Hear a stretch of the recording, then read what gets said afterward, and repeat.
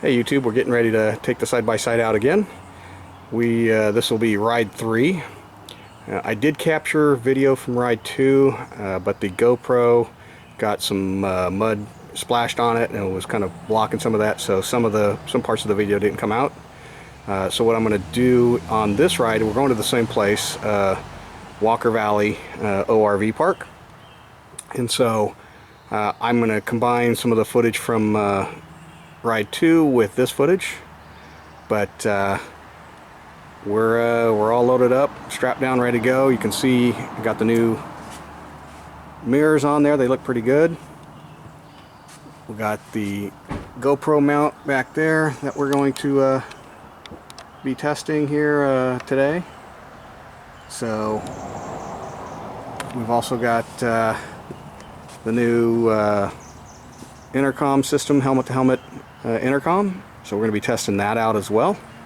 So lots of things going to come from this ride, and I'll post a bunch of individual videos for that along with the day's ride video. So let's hit the road.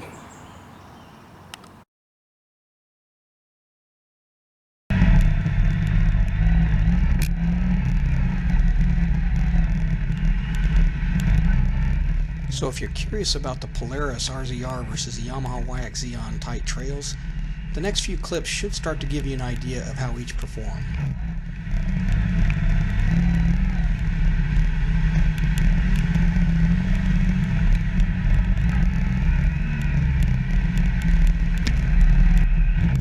Because of the higher first gear in the Yamaha, I had to pause and let the Polaris guys get further up the trail before I started my run, because I had to hit the trail a little bit faster than they did to keep the clutch from slipping. They can do the trail at about 3 miles an hour, 4 miles an hour, and I was doing it about 7.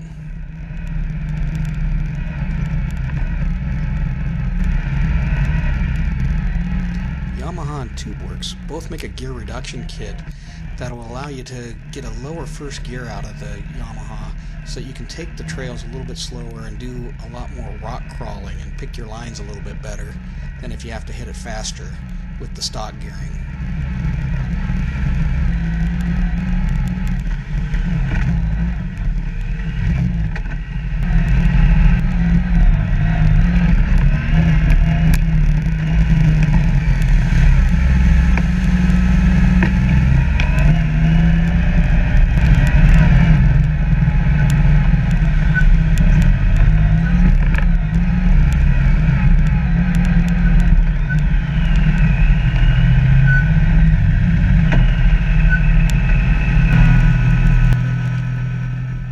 Start to see here that the Yamaha really does like the higher revs, the higher RPM range, really does like to get up and move. That's where it's really the most comfortable and where it shines.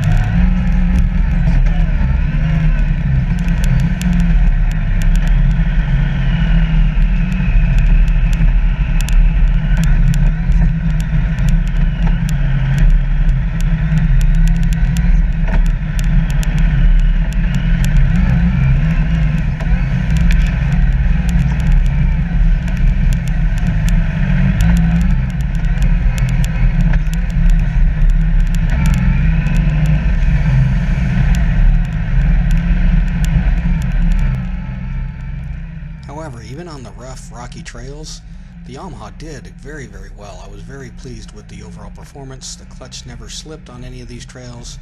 It was just an absolute blast to drive.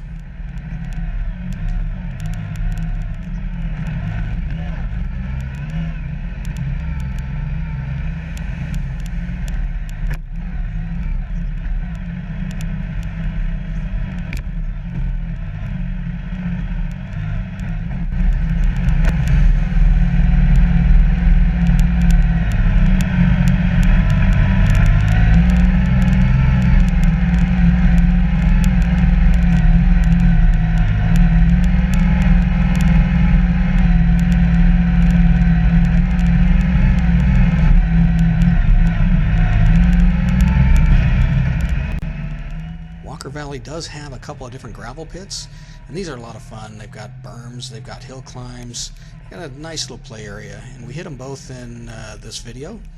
Unfortunately, this is where we got a little mud on the lens. It really started to muck things up for the video.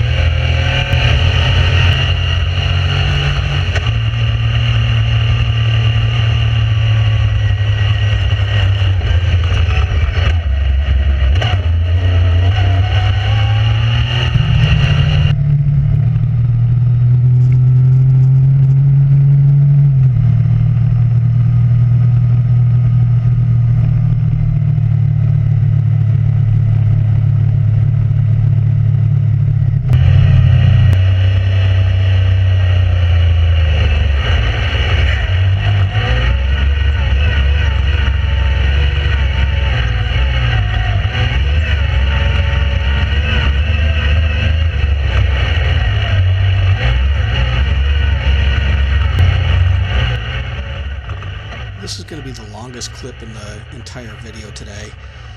This is the same trail that I hit with the RZR guys, and you'll see because I'm out here by myself, I don't have to wait for the RZR guys to give me a little space, so I can hit this trail a lot faster, a lot more aggressive, hit it in a higher RPM range.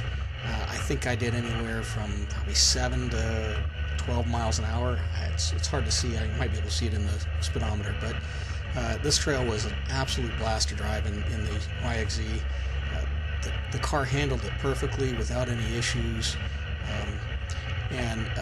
Later that day I saw Jeeps having trouble on this trail, and we just scooted right up it.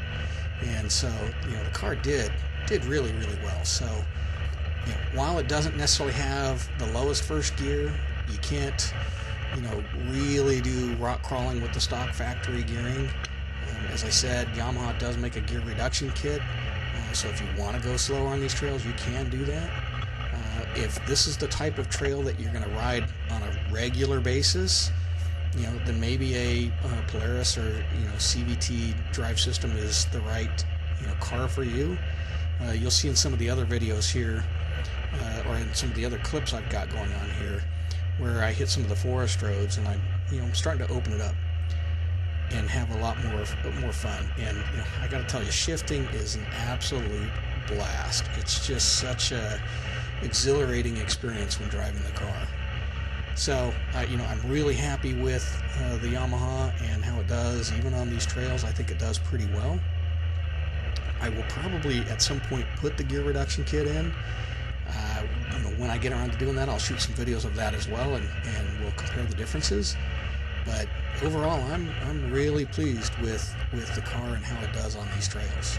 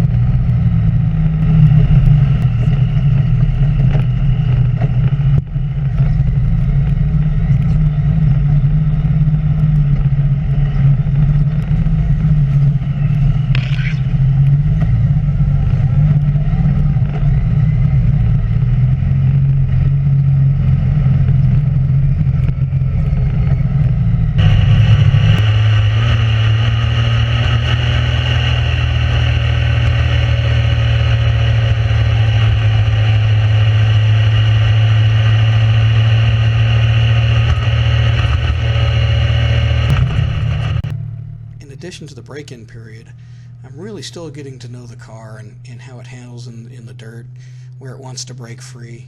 I've had a fair amount of time behind the wheel in my S2000 and know it pretty well. But driving in the dirt's a different animal, and so it's interesting to get to know how this car does in the dirt.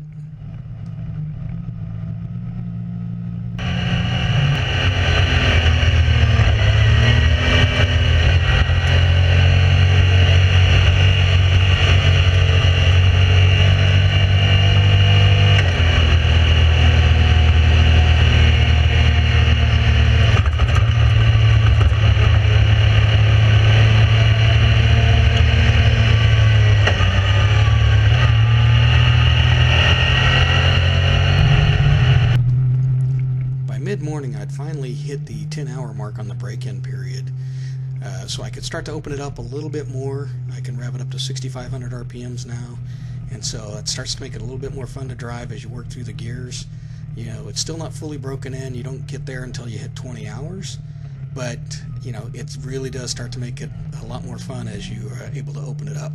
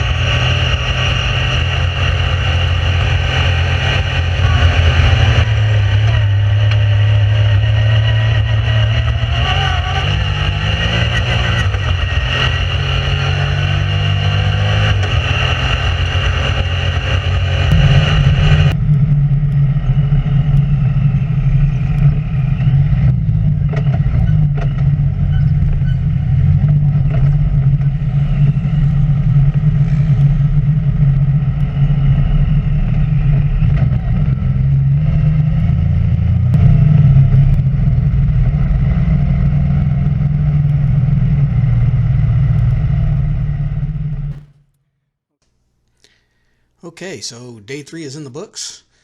We had to wrap it up a little bit early. We had a unfortunate mishap with the back tire here. Cruising down some roads, we somehow got a sizable hole in the rear tire and went flat on us. But you know, hey, shit happens. That's what happens when you have a four-wheel drive out, and tearing it up. So, but hey, the car did great. We had a lot of fun. A little muddy out there, not too bad, but it was a blast.